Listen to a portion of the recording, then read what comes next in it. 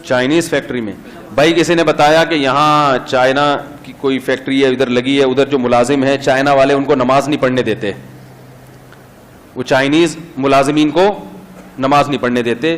تو دیکھو اس معاملے میں سستی نہ کرو, یہ ملک ہمارا ہے. جو چائنیز یہاں ملازمت کے لیے آئے ہوئے ہیں آپ ان کو جا کے بولو یہ تمہارے باپ کا ملک نہیں ہے. وہ یہاں کے اپنی چودراہٹ چلا رہے ہیں, ہمیں نماز نہیں پڑھنے دے رہے, ہمارے ملک سے ارننگ کر رہے ہیں اور ہم ان کے ملازم بن کے ان کی جو ہے نا خدمت کر رہے ہیں اور ہمیں نماز بھی نہیں پڑھنے دے رہے. تو اس میں آپ لوگوں نے سستی کر لی تو یہ آئندہ آنے والوں کے لیے مصیبت کھڑی ہو جائے گی. تو یہ جتنا بھی پیغام لوگوں تک جا سکتا ہے اس کو پہنچائیں کہ جو بھی یہاں چائنیز کے ساتھ ملازمت کر رہے ہیں, کوئی چائنی باس ہے اس کو بولیں, پہلے تو محبت سے بتائیں کہ بھائی ہمارے مذہب میں نماز چھوڑنے کی کسی قیمت پہ گنجائش نہیں ہے.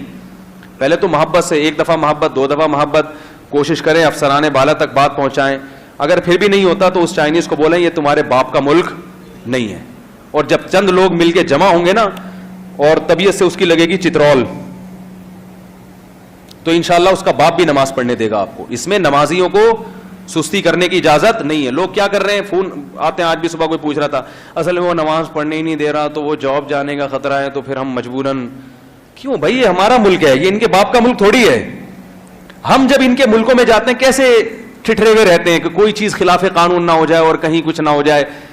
تو اپنی جو ہے نا اپنی عزت انسان کو کروانی پڑتی ہے, ان کو یہ باور کروانا پڑتا ہے کہ تم یہاں آئے ہو, تم ہو اصل ملازم, سمجھ رہے ہو, اب تم ہمارے قوانین کے حساب سے چلو گے تو نماز تمہارا باپ بھی ہمیں پڑھنے دے گا.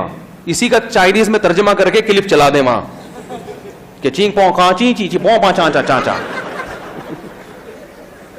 کچھ چلا دے اس کو, ٹھیک ہے. اور جب آپ اس کو اس طرح سے بات کریں گے اس کے سمجھ میں ویسے بھی نہیں آئے گا, لیکن وہ ڈر جائے گا. یہ چائنیز بڑے ڈرپوک ہوتے ہیں, یہ بڑے ڈرپوک ہوتے ہیں, کیونکہ یہ اس طرح روٹی نہیں کھاتے جیسے ہم کھاتے ہیں نا گندم کی روٹی, یہ پتہ نہیں ابلی ہوئی چیزیں کھاتے رہتے ہیں. تو یہ عجیب سے ہوتے ہیں ایسے بیچارے, ایسے ڈرپوک سے ابلی ہوئی چیزیں کھا کھا کے نا, وہ ایسے ہی ہماری طرح پراٹھے وراٹھے تھوڑی, ان کو پٹھان ہوٹل کا پراٹھا کھلا دو ان کی آنتوں میں اٹک جائے گا, قیامت تک نہیں نکلے گا. وہ بتا رہا ہوں, تیزاب کی بوتلیں پلانی پڑیں گی اس کو گلانے کے لیے. یہ ہمارے میدے ہیں جو پٹھانوں کے ہوٹلوں کے جو ہے نا پراٹھے, الحمدللہ دو دو پراٹھے بھی کھا جاتے ہیں, ہم ہضم کرتے ہیں.